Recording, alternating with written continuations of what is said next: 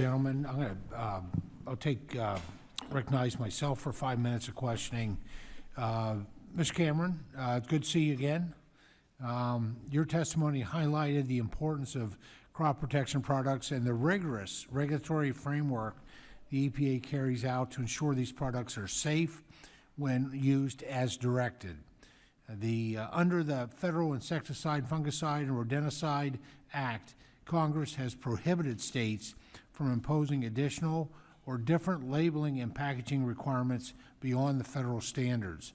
Unfortunately, there has been misinterpretations related to this policy, which could eventually lead to an unworkable patchwork of state regulations or growers losing access to products altogether because of litigation. As a grower in California who relies on these products, what impact would it have on your operation if you were to lose access to products if Congress does not act to clarify that statute?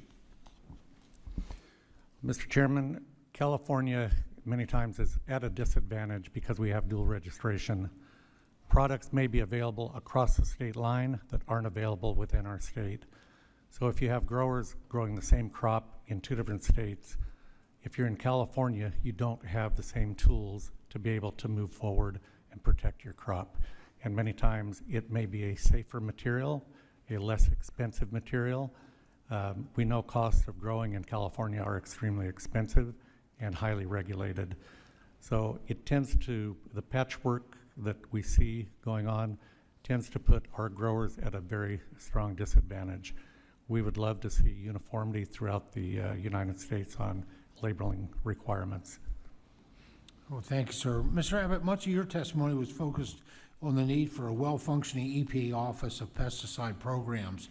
It seems that over the past few years, the EPA has been slow to register new chemistries, which are of critical importance to growers who need every tool that they can get to control damaging pests, weeds, and diseases. What actions should Congress consider to support a more efficient, science-based EPA regulatory process that fosters innovation and ensures growers have access to safe, effective crop protection tools?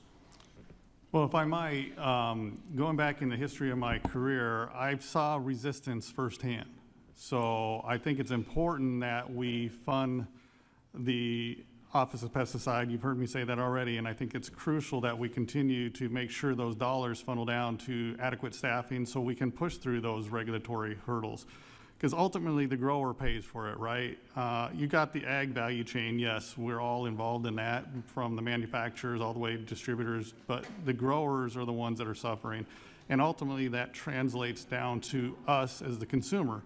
If they can't grow the food, we can't buy the food. Well, thank you, Mr. Abbott.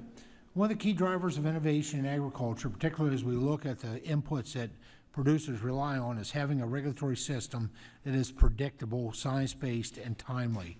To any of the panelists, can you discuss how having a well-functioning regulatory framework enables companies to invest in research and bring new products to the market more efficiently? And what are the potential consequences for farmers and broader ag industry if regulatory delays, inconsistent policy, or politicized decision-making begin to erode the certainty that innovators rely on to develop these tools? Any of our panelists care to respond to that? Yeah, so I think having it being predictable, meaning that we understand the timeframes, that really lets you allow for what money is going to be needed in order to get a new concept through the regulatory process and then out into commercialability.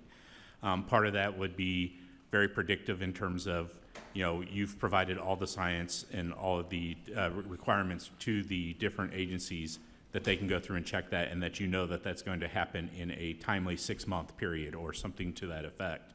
Right now it is often paused and left to different timelines, and so now you're left trying to figure out, do I need to have enough money to keep the company alive and the focus alive for 18 to 24 months instead of just 6? So I think having that predictability is important for helping us understand what it's going to take to get innovation across the line and out to the growers. In the little time I have left, anyone else will care to weigh in? Mr. Cameron? I think the delays and the expense that go along with it prohibit small and medium startup companies from getting engaged and getting products to the finish line.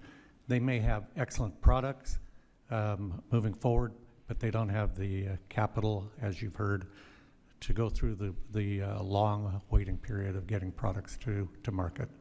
Thank you. Which may certainly lead to consolidation as well, that we touched Exactly. on. Thank you. Now, please recognize Mr.